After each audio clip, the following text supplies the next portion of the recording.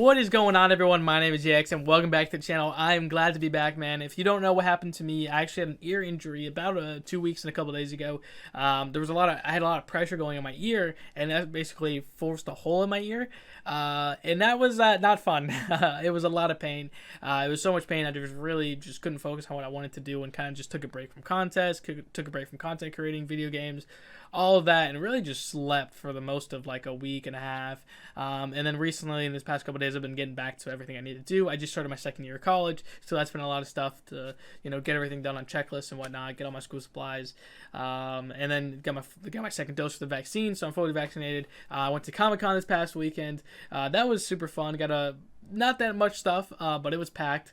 But the second day was pretty good too. Got a Lego Venom pool thing. Yeah, that's interesting. Hey man, anything Venom pool I can get, I'm gonna buy. And then I got some posters of Rogue Gambit and Venom pool. So you got some cool stuff. Bought a Call of Duty comic book and got some other fun stuff. But yeah, it was a fun thing. But anyways, while I was gone on my break, I didn't play contests, so now it's time to catch up. And I just finished the event quest today. And yeah, it was a pretty cool event quest with Penny Parker and Spider-Man 29. And yeah, let's unravel the mysteries of this event quest. So obviously, if you haven't seen my motion comic breakdown, I recommend watching that first, just so you get an introduction of everything that's gonna happen. Because in the motion comics, you always get a sense of what's gonna happen, and now it's actually happening in the Spider-Man this event. So yeah, let's break it all down. So all right, first off, we start off with Mr. Fantastic sends us to the Battle Realm. I assume he's gonna play a bigger role in this event, but I think they're just leading up to the Galactus event that's happening. He's kind of like saying, he's kind of working with America Chavez, and now he's working with Penny Parker, or working with us, and then he also has, Karina's council. So it seems like they're building up an event for Mr. Fantastic, because he's still working on a way to protect the Battle Realm from Galactus, so prevent the Chrono Surfer from breaking out. This event, I don't think has anything to do with that, but it just is interesting to see what's actually happening with the Battle Realm, because it is kind of changing with this event. Like, it seems more and more, we're getting way more people into the Battle Realm than ever before. So it's very curious. All right. So anyways, basically what happens is he obviously scanned Penny Parker's mech suit, the SPRDR, I think it's called, the spider mech suit, and the space between shifts and twists bright pink, blue, and purple. It sounds familiar, right? Because I think of Into the Spider-Verse when I read that. So a little Into the Spider-Verse, energy popping out. And then out of nowhere, bada bang, bada boom, Sentry pops out of, and he's like, dude, I was in a safe place, locked away, where I couldn't harm anyone with the Void. So yeah, it's kind of interesting because he comes from a universe where he was locked away, which reminds me of obviously, you have Planet Hulk, where Hulk was supposed to be sent away and exiled, but he accidentally landed in Planet Hulk. So that's what I think of. I wonder if it's like a what if, Sentry, like, I don't know. It's crazy because that's what I think of. So I wonder if that has anything to do with it. But it is cool, Sentry and Void are always fighting, or Sentry's always fighting himself because he has to protect the world from the Void. And it's always funny seeing the Sentry in new stuff because, in the comics something happened to him. If you haven't read, obviously the King of Black. All right, anyways, so boom, we defeat Sentry, and we obviously find Penny Parker, and she says, sorry for sending Sentry after you. So she sends him with the, pretty much, I'm guessing the wristwatch from Into the Spider-Verse, if you remember that. Obviously, we have even the tablet of Spider-Man 29 into the motion comics, so it's just pretty cool. So here she does they do a quick scan of, basically she scans us, the summoner, saying we have an unhealthy amount of ISO-8 in our system. Yeah, I mean, we've been around the Battle Realm for, 7 years now. I'm assuming we're going to have some of the most ISO-8 of anyone. But it's funny, she says it's, unhealthy. All right, so this is pretty cool. So anyway, she talks on about, what she's actually doing in the contest, and she's actually talking about she's working hand-in-hand with Miguel to track down an army of spider totems. And the spider totems basically explain these. I explained these in the motion comics, so I was kind of saying, watch that first. So spider totems are basically anyone infused with the power of spider-based powers, and most dimensions have at least one. There are some steampunk wannabe hunting them down. So yeah, so to the left is a picture of, obviously different Spider-Man, right? And those are like all the ones, because spider totems are basically, you're connected to basically a spider god, a giant spider that gives you the power that you need, and it connects you to them. Then that becomes your avatar, as that spider character that you gave that totem to. And so those are different Spider-Man, Into the Spider-Verse. It's a great comic. You definitely should read that. Next one we have is actually the Inheritors. So the Inheritors actually hunt down these spider totems and feed off of them. So she says steampunk wannabes. Which I think is interesting because when I think of the Inheritors, I don't really think steampunk. I know there is the guy in the top left, not the Dreamweaver, but he's definitely steampunk vibes, right? But you have all the inheritors, and you had what Mortuary being teased from the motion comics. So it's definitely, are they teasing like an inheritors event coming out next year?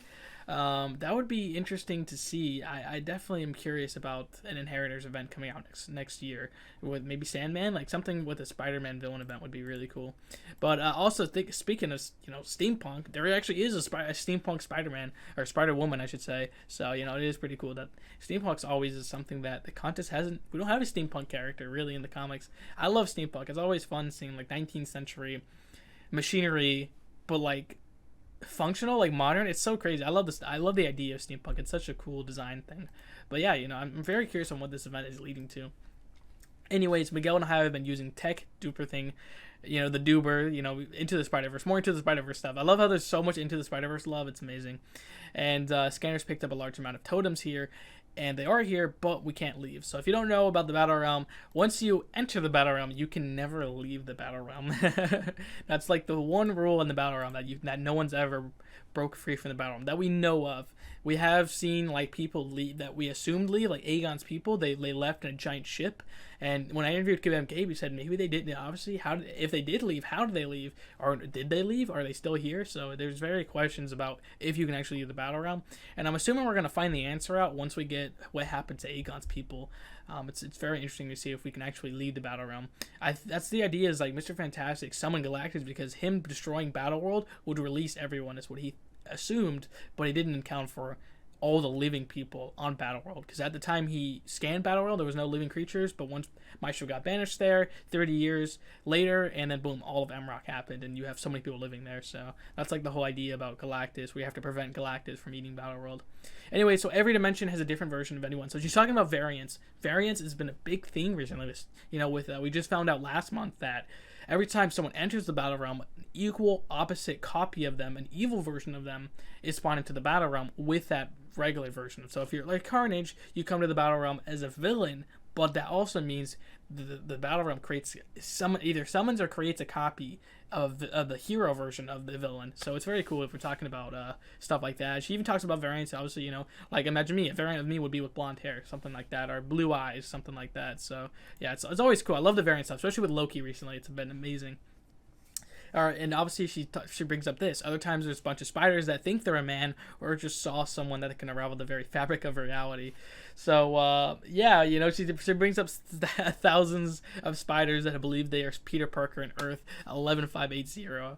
It's there's pretty good reference right here, I'm not gonna lie. I did not know this person existed, but it's hilarious.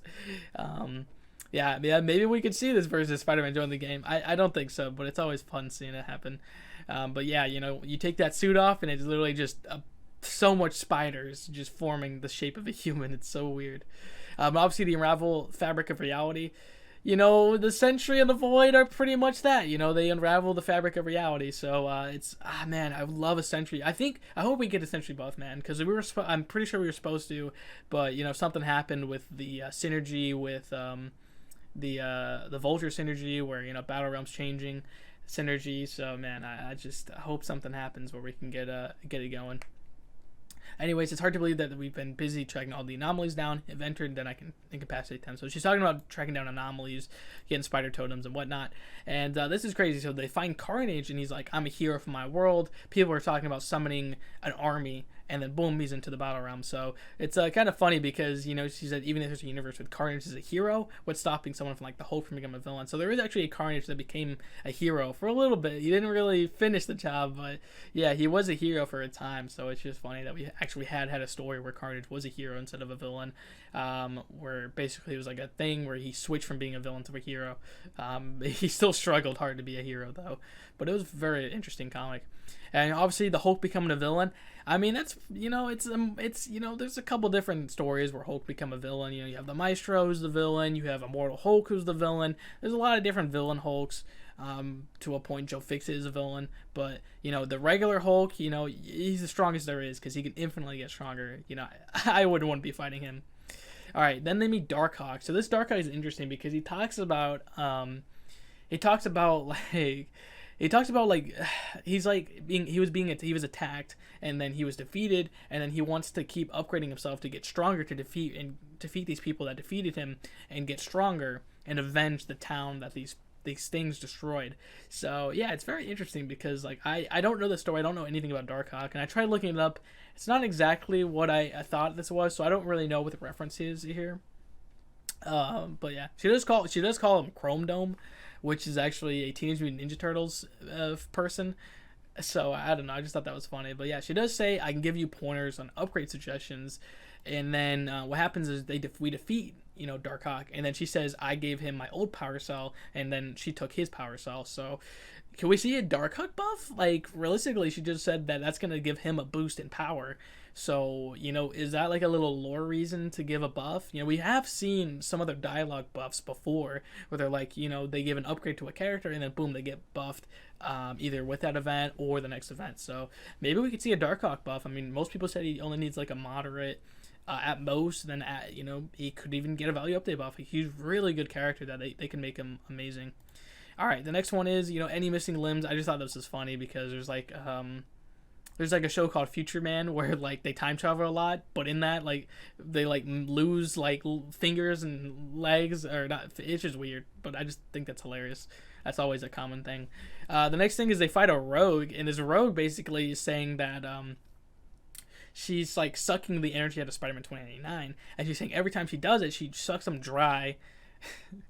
She does that, but he just keeps rejuvenating because of his abilities as a Spider-Man, because obviously he regenerates.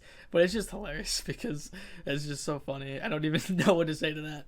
But anyways, so yeah, she wants to break the cycle by she wants us to like surrender ourselves because she wants to suck all the ISO 8 out of us, apparently. Rogue is what it is. But yeah, anyways, this Rogue is a villain. So this Rogue basically talks about her backstory, and she realizes that instead of being scared of her powers, she embraces her powers and goes on a darker side. We haven't really seen a villain Rogue in the comics. The most I think is probably Age of Apocalypse, where she's kind of like raised by Magneto, but she's not really that much of a villain. But I think it's cool because we have like this idea that if you're spawned as a hero into the battle realm or teleporting the hero, you're gonna have a copy of you made that's a villain. So I wonder if this is the villain Rogue that we've just never seen before, or if she just accidentally got summoned into the battle realm. And yeah, she wants to basically collect a multiverse of feed to open gates to the outside masses, let them wander in and see. She literally wants to suck everyone dry of their powers, man. This is insane. I was not expecting this Rogue to show out of nowhere and want to suck the multiverse dry. It's a little interesting. I'm not gonna lie. Rogue is one of my favorite X-Men of all time. Don't get me wrong, but this is that would be insane. She'd be one of the most powerful beings if she sucked almost everyone's abilities. That'd be insane. But obviously, she says that she found the evil version of Penny Parker, and that evil version, the spider armor, activates instant kill mode, which we've obviously seen if you've watched Infinity. If you watched the Spider-Man, Homecoming, you watch Spider-Man Infinity Endgame. Yeah, you've seen that instant kill mode activated. It's pretty awesome. And then obviously this is the end of it, and they talk about who could be under the armor. It is Penny Parker just because we know we fight her, but she talks about it could be her father because she got the suit from her father. But yeah, this event was very interesting. That's where it ends, is we defeat Penny Parker. It seems like we're having a lot of events that lead up to other versions of characters joining the contest. To us, they're just that character, but to the story, they're alternate versions of them, whether they've, switched, hero to villain or whatnot. But it seems, like I said, there's a lot of people coming into the battle realm, and I think it's leading up to something big. So, but anyways, I think that's the end of this event quest. If you're curious what I think next month's event quest, it's going to be a mutant event. I'm very interesting if it is. Maybe we'll get, obviously Kitty Pryde, Nimrod, still my guess, but yeah, if you guys enjoyed this event quest, let me know what you think. I know it's longer than last month's event quest, but there's a lot of Spider-Man references. I think this event quest was written by the same person who made the last Spider-Man event quest in 2019 for the Far From Home. So yeah, it's just really cool that we have a lot of Spider-Man stuff coming. Hopefully we get a Spider-Man event next year with the villains. That'd be really awesome. Maybe with the Inheritors, Sandman, since he's, built. I want to see him in the game, man. It'd be amazing. But yeah, man, it's been JX. Hope you guys have an awesome rest of your day, and I will see you guys next time. Peace out, everybody.